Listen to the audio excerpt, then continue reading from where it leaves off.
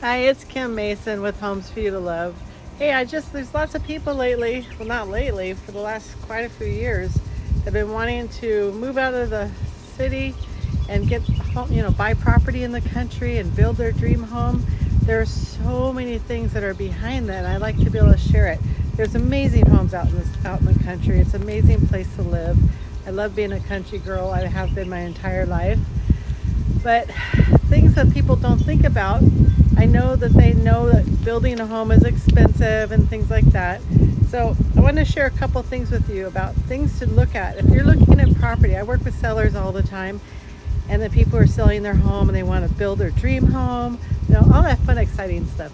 Anyhow, I recently worked with a couple that they had their dream home all printed out. They had a whole checklist of everything, but they didn't realize it cost $200,000 to $300,000, not including the price of the property.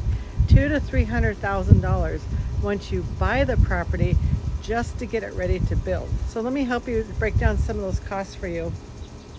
So one of the main things to look for whenever you're buying property, just items to like look and examine, is make sure that number one, it passed Perk and Mantle test. That's one of the most important tests that you could do, because that allows you to build a home or not. Because if your home doesn't pass Perk and Mantle, it's a soil test that they do, and if it doesn't drain well, they will not allow you to build a home if it doesn't pass Perk and Mantle. There's a whole bunch more behind that. I could do a video just on that one.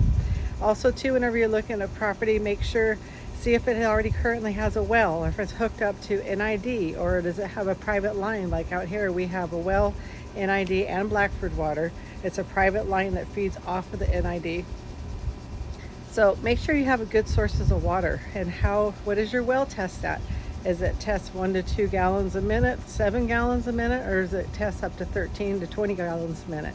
So it's very rare to get really good tests like that. So anyhow, that's another thing to check. Also too, power lines. Do you have power lines on the property that you're looking at or not?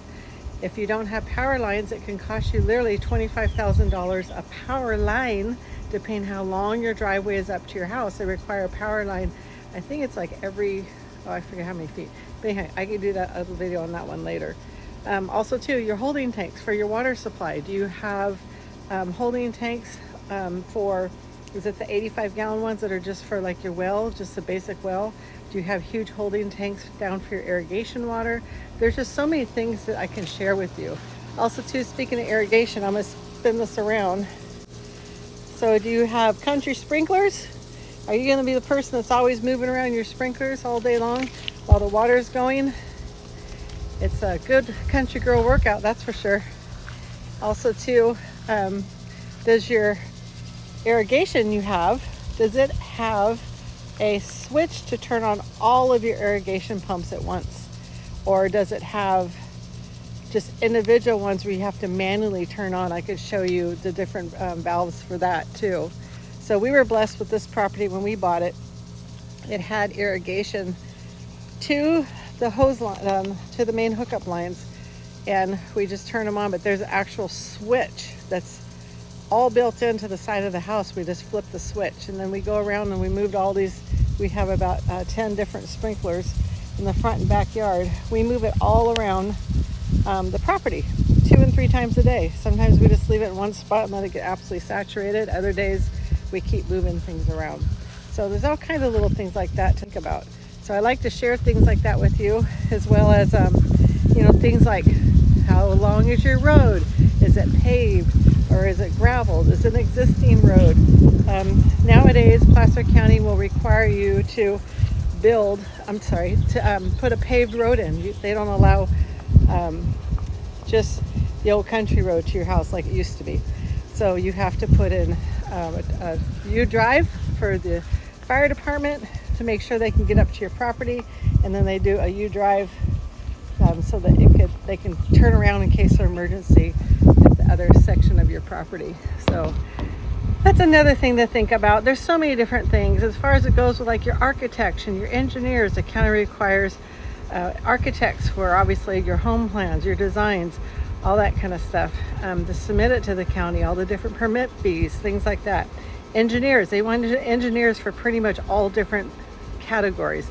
structural engineer, soil engineer. Just, I can go on and on. I'm not telling you any of this stuff to be negative, because living out in the country is a dream, and that's why so many people are doing it, to get away from the city and just all the noise and commotion. But anyhow, I just encourage you to do your research. I'd love to be able to help you. I have great contacts at the county if you ever need any help. Also too, always wear a hat out in the country. Get yourself a really good hat. I got big hair, so I always have big hats so I keep my hair up.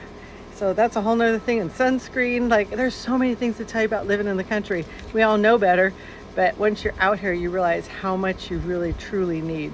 And also too, for skincare, always use great SPF, great skincare, always use sunblock on your lips.